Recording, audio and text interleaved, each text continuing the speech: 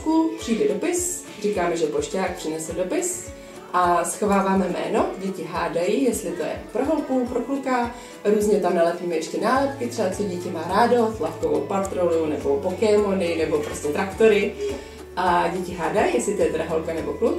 A potom teda, když si to sami otevřou, když se zjistí, pro koho to je jmenovitě, tak si to otevřou, budou se k nám posadit a my si zeptáme nejdřív, jestli ho můžeme společně přečíst před všema.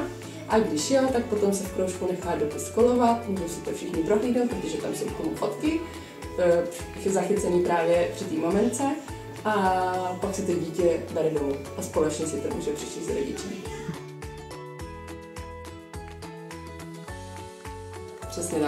Přesně tak. Dítě nikdy neví, kdy ten dopis přijde. A je to vždycky takový překvapení a takový wow moment, prostě je dopis, pro koho asi je, taky to natěšení. Ano, když se to třeba stane v úterý, přijde v úterý, když se to prostě stane až za 14 dní, prostě kdy nám přijde vhodný moment, tak prostě to zaznamenáme, no.